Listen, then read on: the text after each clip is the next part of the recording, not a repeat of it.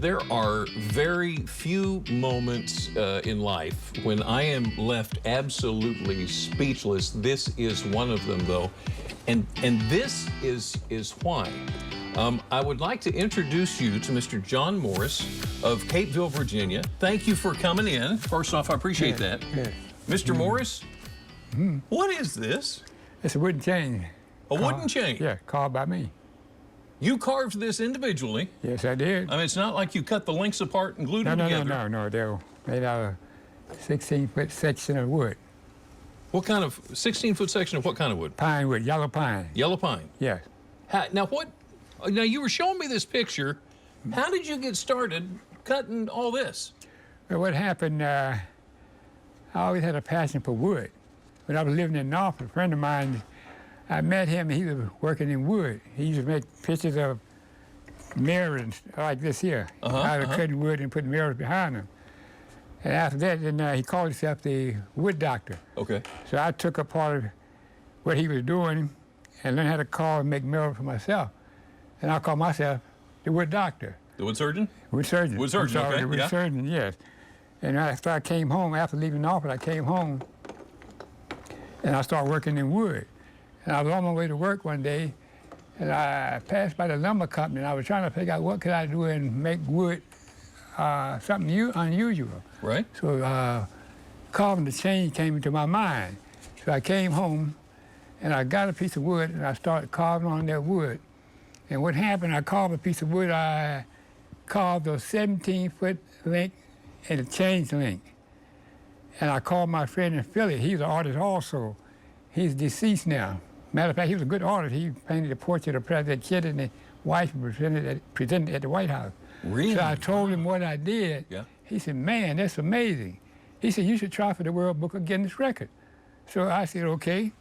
So he sent the address to me, and I wrote to the World Book of Guinness Record. Yeah. And they sent me an application back for me to apply for it. So what they did, when they sent it back, they told me that it was a man there had already carved a wooden chain which was 400 and some feet long. So I asked my boy, I said, what should I do? They said, Your boy Jonathan? Jonathan, yeah. Okay. They said, what should you do? So what I said I do? They told me to go for it.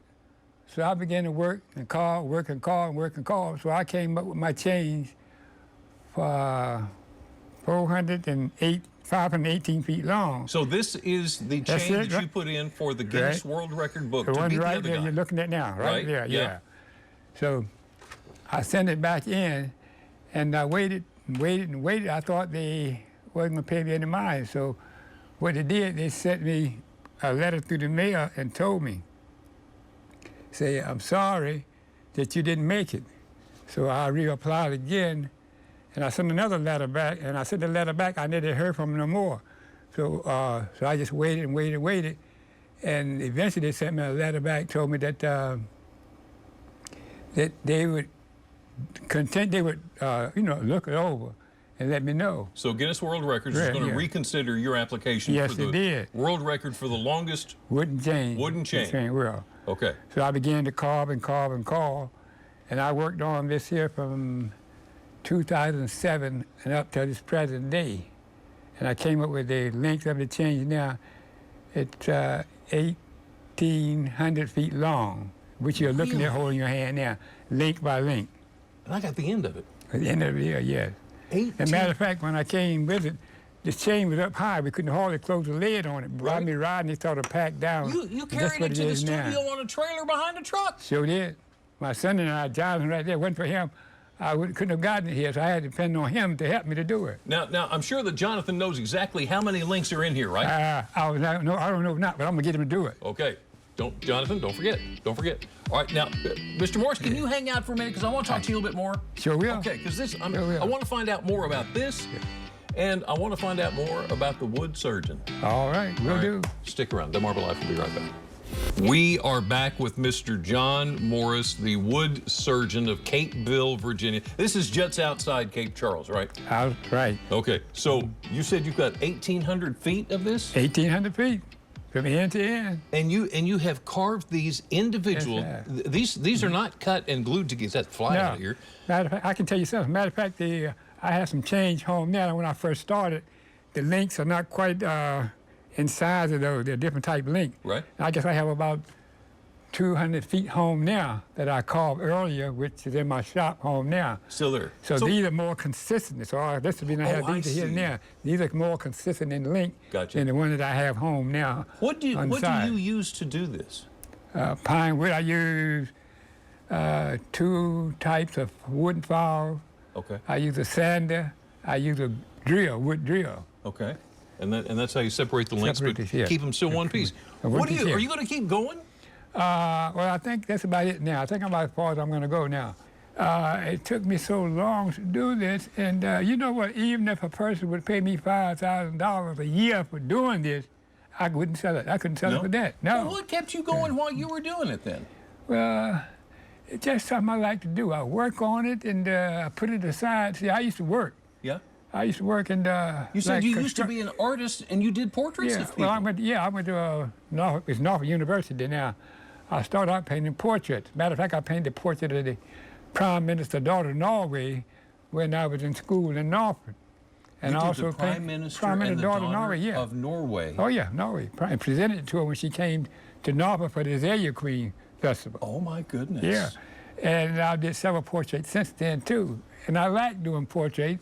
And after I got into working with wood, I like doing wood.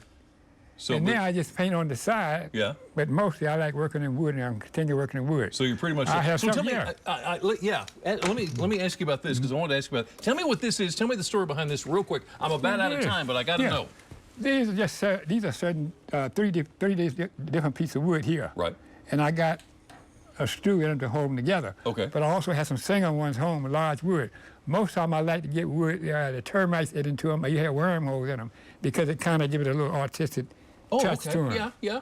All right. That's it now. I also make clocks too.